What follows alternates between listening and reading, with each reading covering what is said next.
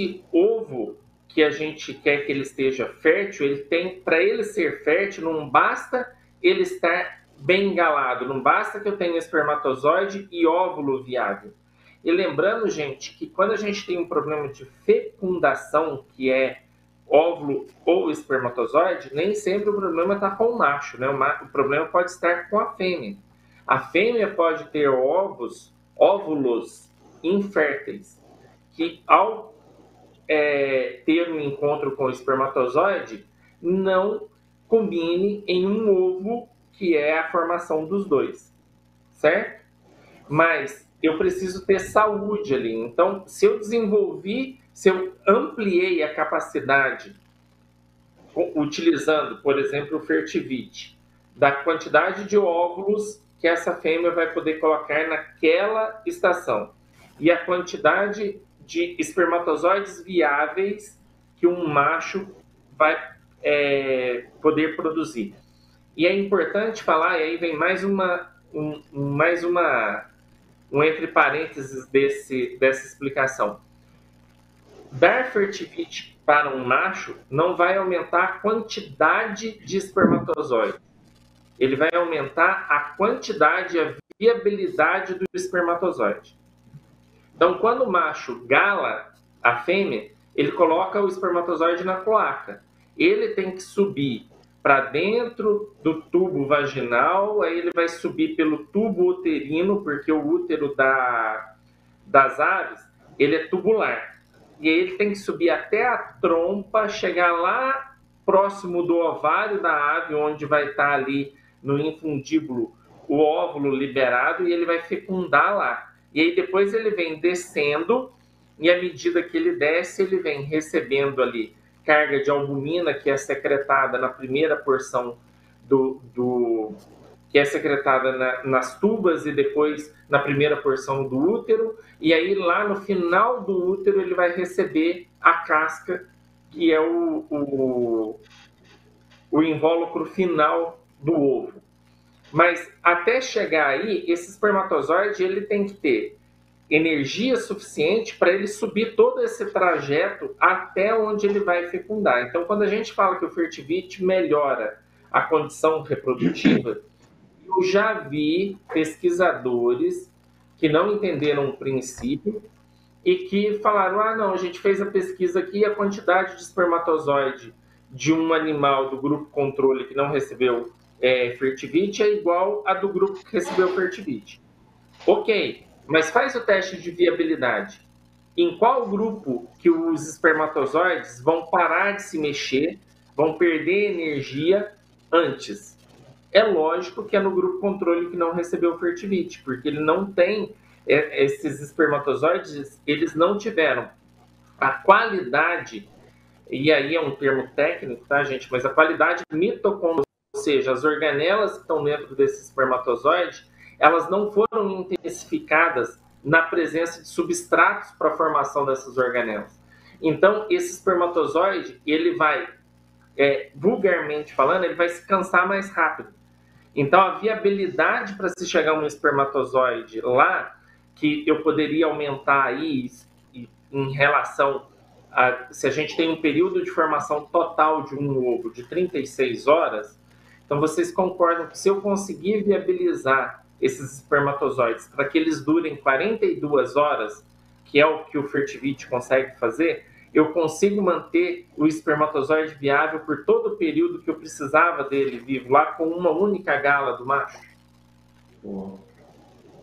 Então isso para canário já é bom, para alguns psitacídeos já é ótimo, mas, Fabiano, e para trinca, que eu posso utilizar um macho para mais de uma fêmea? E para curió? Excelente. Então, isso é muito mais viável, né? Então, pensando nessas aves, o Fertivite, ele, como eu estou falando, quando a gente pega um promotor de crescimento, ele é desenvolvido com um propósito, mas que o manejo dele precisa ser especificado para cada espécie que a gente está trabalhando, certo? E voltando para o Nalite aí, o que o Nalite faz? Ele mantém a sanidade, então bactérias e uma microbiota indesejável que poderia estar ali tanto na cloaca quanto no trajeto do trato genital da fêmea, né, que vai aí do tubo vaginal até lá na tuba uterina, nós vamos ter ali a eliminação dessas bactérias indesejáveis, que vai predispor à formação da microbiota desejável, que é aquela que ajuda a ave nesse processo de reprodução. Certo? Fabiano, você queria questionar? Sim, na questão do Fertivit aí que o doutor falou, né, que ele não aumenta a produção de esperma, né, o número de espermatozoide, mas ele torna esse espermatozoide viável, com vigor, por mais tempo do que se não tivesse tomado. No caso de trinca, as fêmeas têm muita deficiência comportamental ainda. Existem fêmeas que aceitam a gala uma vez só, existem fêmeas que deixam a gala 2, 3 vezes, e os criadores sempre têm um termo, né, pô, minha fêmea botou, mas o macho galou ela faz 3 dias, 4 dias. Ah, então provavelmente o ovo vai estar branco, né? Normalmente o certo é 1 dia, no máximo 2, tal, da postura. O pessoal sempre fala isso, 2 dias, 36 horas. Com o uso do Fertivit, já teve caso de amigos que adquiriu o Fertivit e o macho havia galado a fêmea 4 dias antes da postura. E o primeiro ovo que ela veio fazer a postura estava fecundado, o segundo não, mas o primeiro sim. Então, aumentou o intervalo mesmo. Realmente, isso aí, na prática, foi comprovado, né? Fêmeas que aceitam uma gala só, diminuiu muito os brancos com essas fêmeas que só aceitam uma gala. Então, melhorou muito isso aí, cara, com o Fertivit aqui. Realmente, o propósito dele é melhorar essa condição fisiológica da ave. E aí, os outros produtos, eles não podem ser deixados de lado, porque, assim, a Angercal, ela nunca vai produzir, nunca vai colocar no mercado 2 soluções para o mesmo problema. Vocês concordam que não tem uma finalidade para isso, né? Então, quando a gente tem os produtos de uso distinto, eles são feitos para sanar algum problema que o criador tinha. Então, assim, o problema reprodutivo, essa modificação orgânica para a reprodução, ela é promovida pelo Fertivit. Enquanto que a sanidade, aquela promoção de saúde durante o período reprodutivo, é produzido pelo Nalit. E por que nós não temos um produto que tem os dois juntos? Porque o manejo é distinto entre as aves, entendeu? Então, eu não consigo fazer um produto que eu vou deixar ele disponível para todos vocês, criadores de psitacídeos, canários, exóticos, silvestres, e que eu vou ter um período igual para todas essas espécies. Então, assim, a indicação do Nalit reprodução, se é de logo depois da muda até todo o período reprodutivo da ave, aliás, perdão, se é desde antes do período até o dele no período reprodutivo, e as aves têm períodos diferentes de reprodução, então eu preciso ter o Nalit reprodução separado do Fertivit para que vocês tenham condições de fazer a utilização adequada dos produtos. Entendeu? Doutor Michel, Fala, a gente tem uma preocupação grande na canaricultura na primeira postura. Muita gente apanha demais na primeira postura, como o senhor comentou aí, vulgarmente a gente fala do ovo branco, né? Acontece de perder muitos ovos na primeira postura. Uma das maneiras que eu resolvi melhorei bastante isso aqui no meu criatório foi, como eu faço aqui a poligamia, né? Eu utilizo geralmente um macho muito bom em várias fêmeas, então na primeira postura eu não me preocupo muito como no caso, na criação de canário, a gente tem uma certa facilidade, né? Eu acredito que no caso do John, do Manuton e do Fabiano, eles têm uma dificuldade maior com isso, porque no caso do canário, geralmente a fêmea aceita. Se o macho estiver pronto, ela tem uma facilidade maior de aceitar qualquer macho. Lógico que existem algumas exceções, mas a gente tem uma facilidade maior no caso dos canários. Eu crio canário de couro aqui. Então, na primeira postura que eu comecei a fazer foi o seguinte: eu não me preocupo muito com o que eu programei de trabalho de melhoramento genético, né? Os casais que eu pretendo. Então, eu geralmente, na primeira postura, eu uso aqueles machos que estão mais prontos, né? Eu vou observando os machos, aqueles que estão mais ativos, que estão cantando mais, eu utilizo eles na primeira postura e no decorrer do período de reprodução, aí eu vou ajustando e vou pegando aqueles machos que anteriormente eu estava pensando em usá-los em uma determinada fêmea, ou em algumas determinadas fêmeas, e aí eu vou trabalhando de maneira melhor a questão dos acasalamentos que de fato eu havia programado de fazer. Eu gostaria que o senhor falasse um pouco sobre a importância desse trabalho anterior à reprodução. Eu gosto de falar aqui no trabalho das informações que eu passo para o pessoal, que o período de reprodução, ele inicia logo depois do período de reprodução anterior. Então, se por exemplo, se no dia 30 de dezembro aqui, eu separar todos os casais, quando for dia 1º de janeiro, 30 e 31 de dezembro aqui, no dia 1º de janeiro eu já estou pensando a reprodução de 2023. Então, eu quero que os meus pássaros cheguem na reprodução de 2023 muito bem. E não deixar, porque a gente tem aquele problema que a gente traz lá do início, né, de preocupar com a reprodução só em cima, de fato, do período aí de reprodução. Gostaria que o senhor falasse um pouco dessa preparação das aves para a reprodução. Bem legal essa preocupação tua, Carlos Alexandre, que não é uma preocupação comum e deveria ser, tá? Todos os criadores deveriam pensar dessa forma. Mas o que acontece é que nós temos que pensar que as aves são animais de ciclo, né? Elas iniciam um ciclo anual. Então, a ave, a cada 365 dias, ela está zerando o seu ciclo e reiniciando todo um ciclo novo ali, que vai pegar toda essa fase não só da reprodução, né, mas a gente tem a fase reprodutiva, a gente tem a fase de preparação, de muda, a gente vai ter a fase de recuperação fisiológica das aves. Então, é muito importante que o criador ele não pense na reprodução só nos meses de reprodução. Então, todo o trabalho do criador em avaliar suas aves logo depois do período reprodutivo é o que faz interessante a passericultura, né?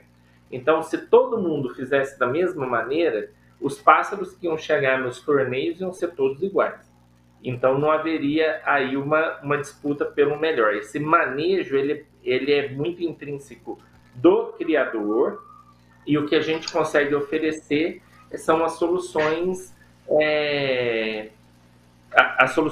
genéricas para tudo. Mas, enfim, falando desse todo da ave, o importante é que o criador, o que eu oriento os criadores é que eles, logo após o final do seu período reprodutivo, que talvez de 2022 não tenha sido o melhor para aquele criador em si. Então, o que ele precisa fazer? Ele precisa, primeiro, avaliar todos os seus erros, todas as falhas que ele teve durante aquele período de um ano anterior. Tem muita gente que não faz isso. Ele fica preocupado com o acerto do vizinho, mas não olha em momento nenhum para o seu erro anterior. Então, ele tem que olhar o erro principal, olhar lá, olha, o que eu fiz de errado? Eu fiz uma nutrição esse ano que eu gastei muita e não tive resultado. Então, talvez seja o momento de você preparar a adaptação das suas aves nutricionalmente para o próximo ano. Não adianta modificar a nutrição da ave no período de reprodução, esperar chegar o período reprodutivo de novo, certo? Então, você tem que começar a preparar a ave e logo depois que você encerrou, porque durante o período reprodutivo, eu não aconselho que seja um período para mudanças drásticas, a não ser que seja algum caso emergencial. E sempre com a supervisão de um veterinário, se for necessário fazer uma mudança drástica dentro do criadouro no período reprodutivo, tá? Enfim, Então você detecta todos os erros e tenta corrigir os seus erros. Você também precisa detectar o que você tem de melhor, o que você adquiriu de melhor naquele. Fazer um dos seus cruzamentos. Aquele cruzamento que foi benéfico, eu tirei ali um filhote legal, eu devo insistir com esse cruzamento que eu fiz? Então dá para o criador, ao longo desse primeiro ano, da primeira muda dos filhotes, ele fazer uma avaliação geral se essas aves realmente têm um potencial ou não. Porque, às vezes, a falha do criador, Carlos Alexandre, não é a genética que ele tem dentro do criador hoje, mas é a forma como ele utiliza ela. Então, ele não está sabendo fazer o melhor aproveitamento dos seus pares ali. E como a gente trabalha aí, principalmente na canericultura, com animais poligâmicos, fica muito fácil corrigir isso. Não é uma realidade tão fácil para o John lá com os psitacídeos, porque muitos psitacídeos eles são monogâmicos, e para você conseguir alterar um casal, conseguir acasalar novos pares ali, é uma tarefa muitas vezes árdua, né? A gente às vezes você nem consegue fazer isso. Mas é verdade. Você precisa fazer uma avaliação dos seus erros e fazer uma análise do que você pode melhorar ali no seu início. Iniciou o seu trabalho? Então, determina qual vai ser o seu manejo nutricional para o ano todo. Já se prepara aí para a primeira emplumadura dos filhotes, para a primeira muda desses filhotes, para a muda do plantel todo. Já leva tudo isso trabalhado de uma forma que você minimize o desgaste, que você minimize a espoliação dessas aves. Certo? A gente fala muito de estresse hoje. Não existe tanto estresse.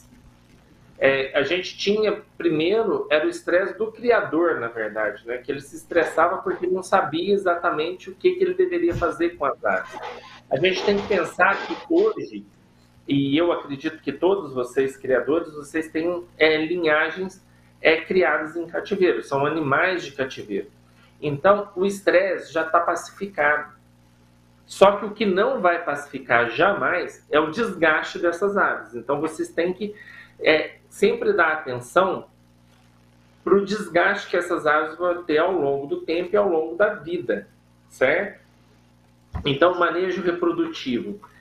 Existem algumas espécies, e dentro até da canericultura a gente tem algumas raças, que a gente tem que tirar o melhor proveito possível das fêmeas jovens, porque fêmeas mais velhas não vão ter a mesma produtividade.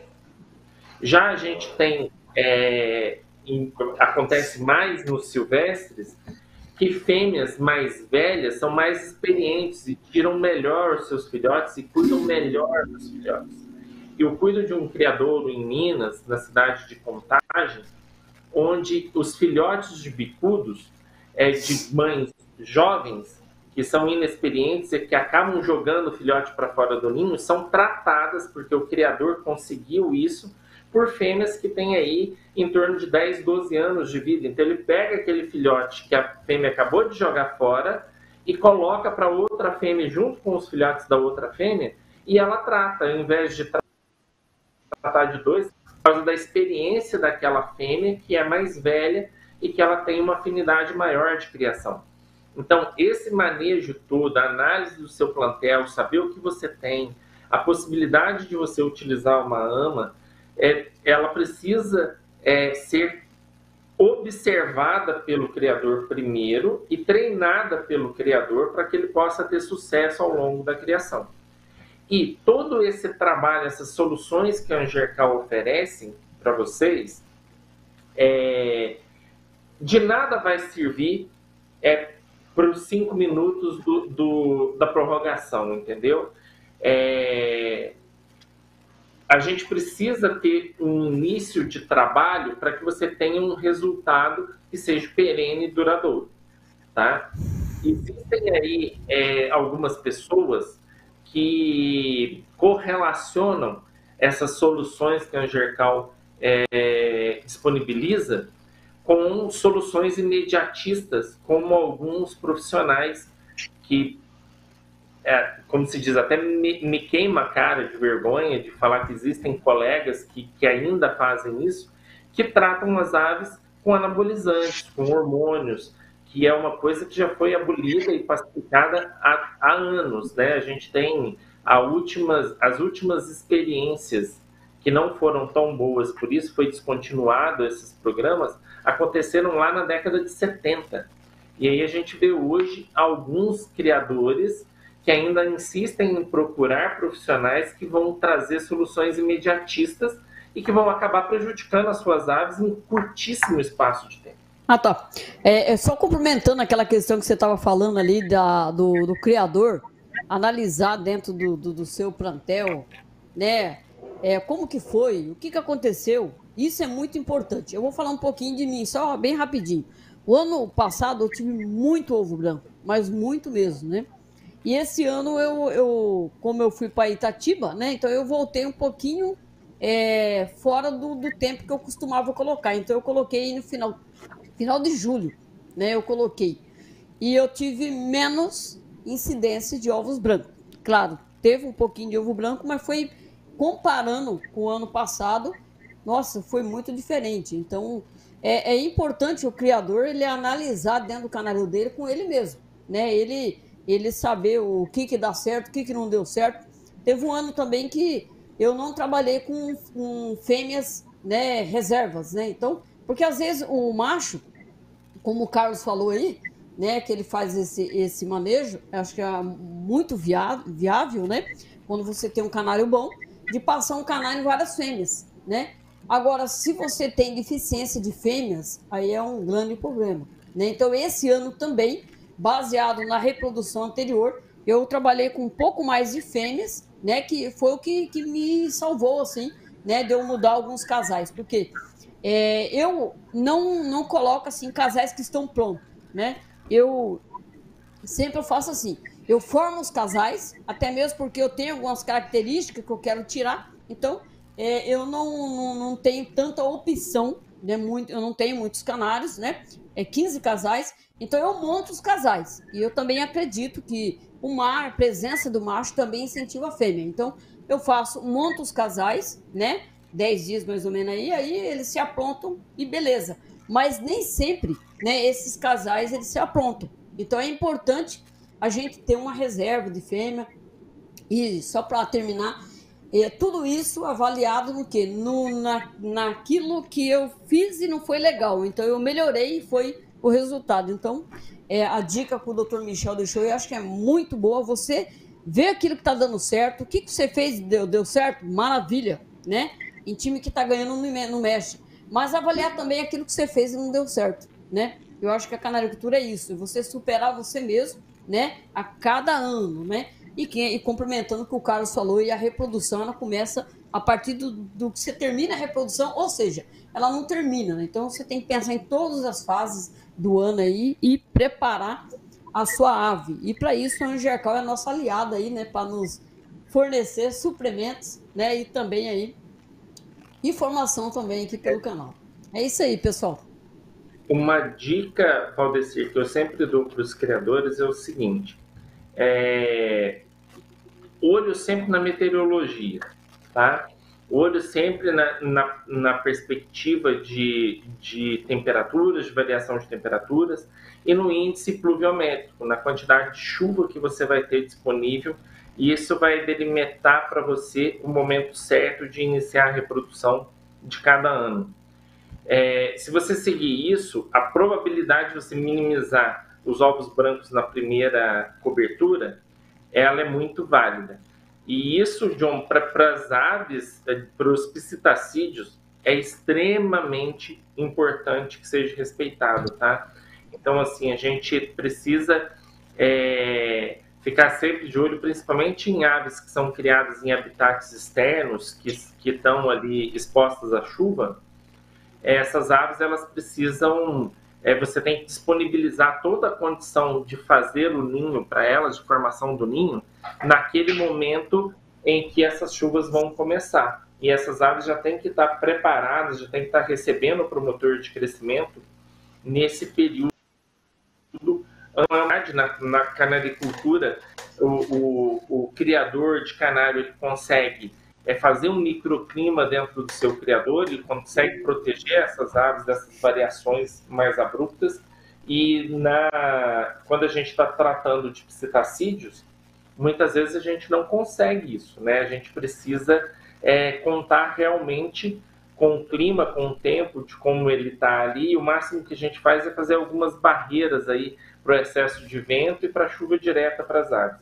Mas é importante que a gente fique de olho nessas variações e estar ali dando suporte para a ave no momento em que ela precisa de mais substrato para fazer o seu ninho, no momento certificar de que esses ninhos aí no criador, John, vocês usam criadores do tipo caixa? A gente usa uma caixa grande. Isso. Então, qual é o nome da madeira mesmo que a gente faz o ninho? Cedrinho. Sandrinho? Cedrinho é o nome da madeira que a gente usa para fazer o ninho. E na lateral dos viveiros tem uma chapa de ferro que o vento não chega a pegar na ave. Protege, entendeu? Isso é muito bom. Mas assim... E algumas salas a gente tem aquela luz que dá vitamina, né? Vitamina D. Qual o nome daquela luz? Daquela lâmpada que a gente usa? UVA, UVB. UVA o quê? UVA, UVB. O nome da lâmpada que a gente usa é UVA, UVB. Aí liga às 7 horas da manhã e desliga às 6 horas da tarde. E essa própria luz, ela distribui lá o raio do sol, sei lá, vitamina D. Muito boa. Tá. Bom, depois eu te falo um pouquinho sobre essa lâmpada, mas assim, falando do período reprodutivo, o que você precisa observar é o seguinte: tá de olho lá na meteorologia. Vai ter período de chuva ou vai ter variação de temperatura? É hora de fazer inspeção em todos os ninhos. Olhar se não tem nenhuma madeira trincada, se não tem nenhuma madeira rachada, se nenhum ninho está aberto. Está tudo ok, fez aquela inspeção dos ninhos, está tudo certo, pode deixar vir um período reprodutivo que vai correr tudo bem.